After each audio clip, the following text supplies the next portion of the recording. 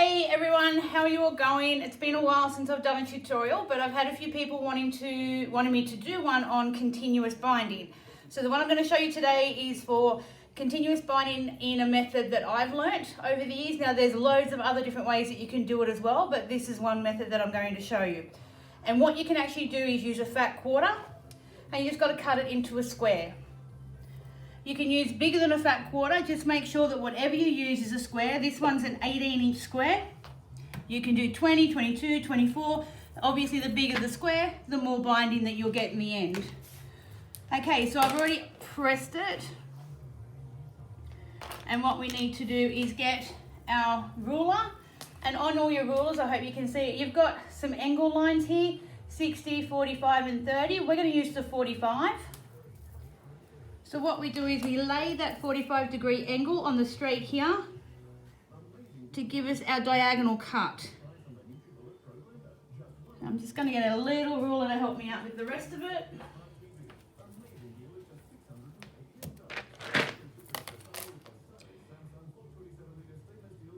That's because I don't want to move it while I'm cutting it. So we're just going to cut it straight away on the diagonal.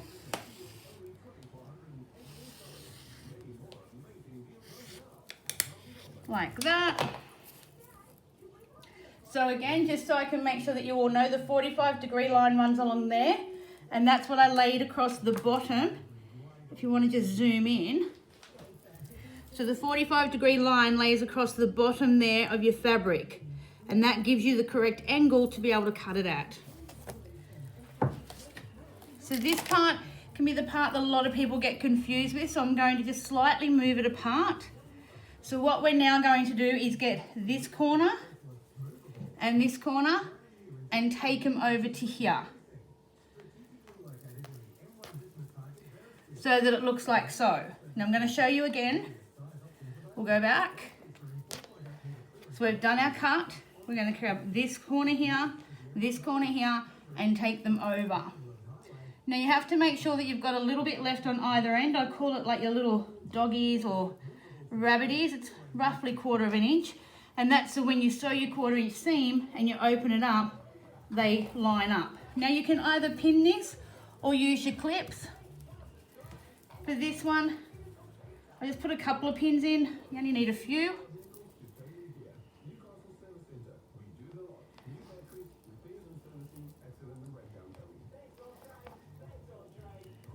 Just to make sure they don't slip when we're at the machine sewing. And we'll go over and we'll do a 1/4 inch seam.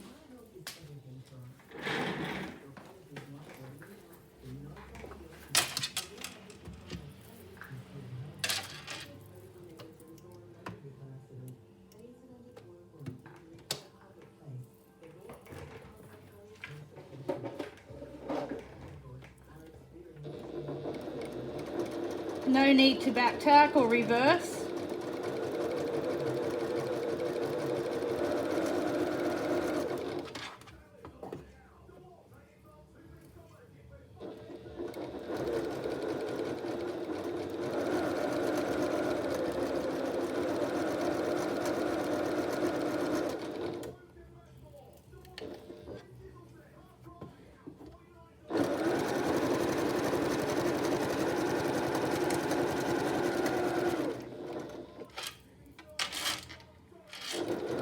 We're almost done. And now we're just going to press this seam open. So we'll go over to the iron.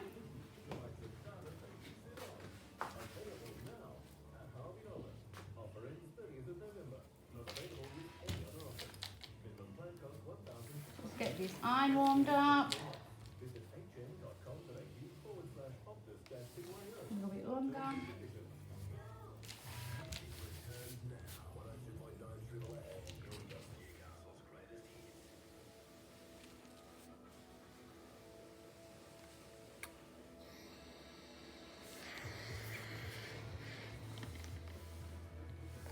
All good to go. We'll go back to the cutting mat. Alright, so you've got to remember when you lay it out that we're now working on the wrong side of the fabric and we've got our seam going this way.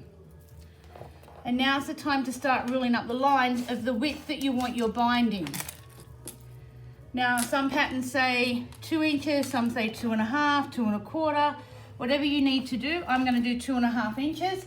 So I'm going to use the length of my ruler here, mark my 1 inch, 2 inch, and then the halfway mark there. And that's going to go down here on the bottom. And we're going to line it all up correctly. Same rule applies when you're cutting. Check twice, measure once, take it up a bit. That looks pretty good. Use your duo marker and rule your line.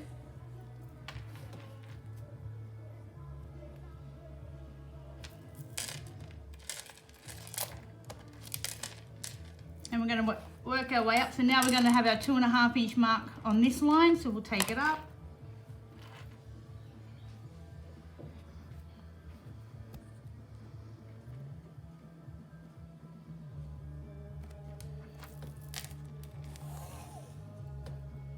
If you're using your duo marker and you make a mistake, don't forget you've got your eraser and you can just rub it out and start again.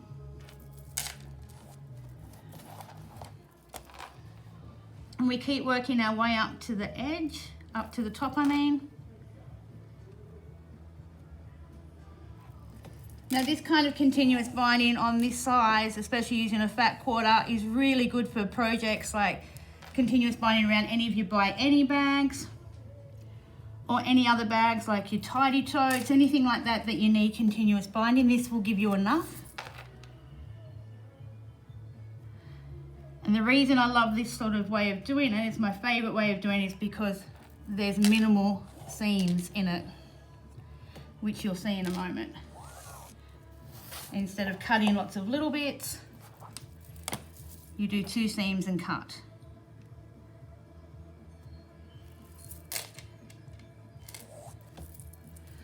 Now I'm going to see if 2.5 is going to go up to here.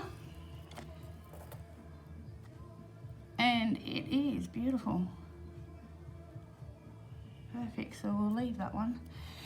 If you're doing it 2 inches or 2 1/4 and you have a little bit left at the top, you just cut that little bit off. But this is fitting wonderfully. Now this is the part that a lot of people get confused with. So what you have to do is flip it over and we're going to turn this side where we've got our line, see our mark here, and we've got a mark there. So we don't put them together, we miss one. So we completely leave that one alone and go to the next one. Now I'm going to show you again. So we're back onto this one here, flip it over and take it up. Have a look on here, there's your first marked line, skip that. This first marked line is going to go to your second marked line. And you're going to pop that over there,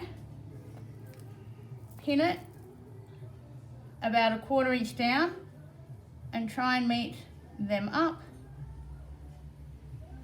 And we're going to make what they call a tube. So again, we should be right now. So about 1/4 inch down and pin.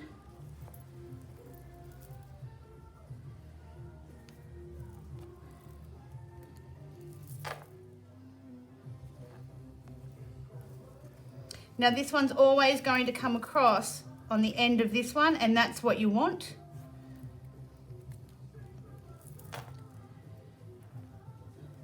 So now what you have, like I said, is a tube.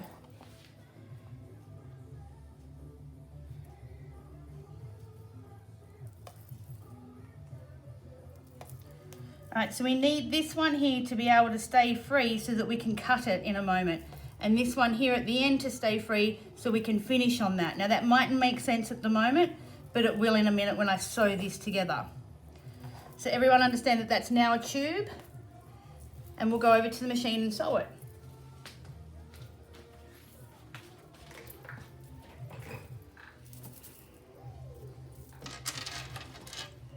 And again, 1/4 inch seam.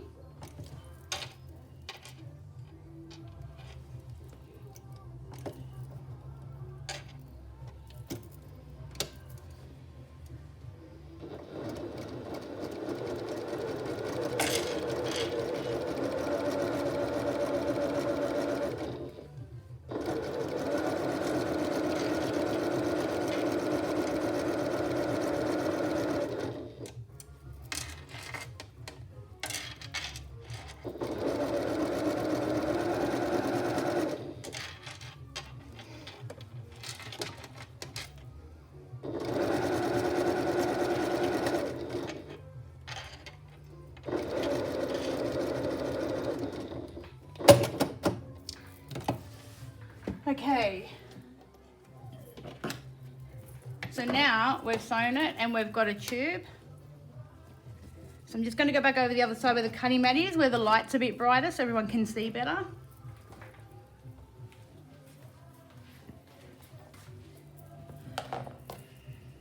And you can see that your lines match up.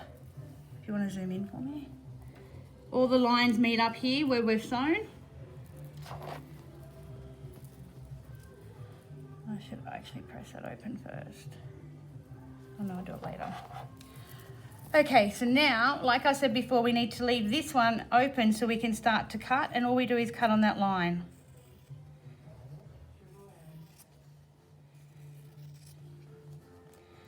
This is probably the longest part of the whole process. And as you can see, it just keeps cutting around the tube and you end up with continuous binding on the bias. Now you might ask why we need to have it on the bias, and that's because you need to sometimes go around curved edges. It fits much better if it's nicely on the bias.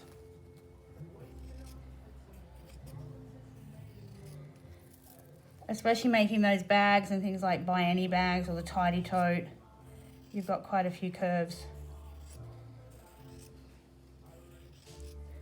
Now if you want to do continuous binding for a quilt, a large size quilt, there's another method that you can use similar to this, but it's by using half a yard of fabric.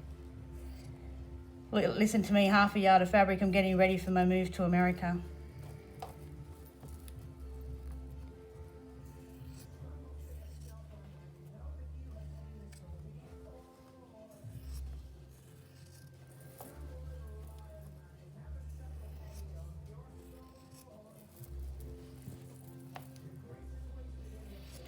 Okay, almost there. Now you can see from what I've done, it's just sewing 2 seams, that's it. And the rest is just ruling up and then cutting. It's very, very easy to do. You may have to watch the tutorial a couple of times to get your head around it, but I mean, I've had to watch a few tutorials over the years.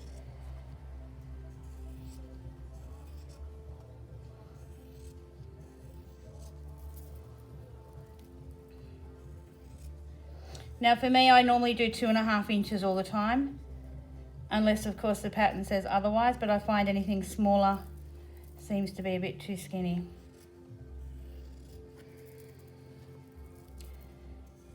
And now it probably makes sense because we're getting to the end, and that's why we left this one opened here. Or overhanging, I should say. And then we have one long piece of continuous binding. And then all you do is, like the one I prepared earlier, is iron your seam, just press your seams open. And you've then got binding that you can just fold in half and start to bind whatever it is that you're binding.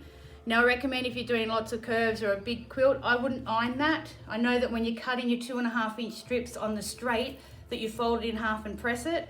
With this one, I wouldn't press it because what happens is it starts to pucker as you're putting it on. So I just fold it in half and clip it as you go around. So I've seen a lot of people put it on and it just starts to pucker in, and that's because it's cut on the bias. So don't press it, just fold it. All right, and that's it. That's how you make continuous binding. Any questions, just send them to me, let me know, and I'll try to answer them. And I'm hoping that this week I'll try and get another tutorial done before I fly out the week after. So I hope you've all had a great couple of weeks, and I'll talk to you all again soon. Bye.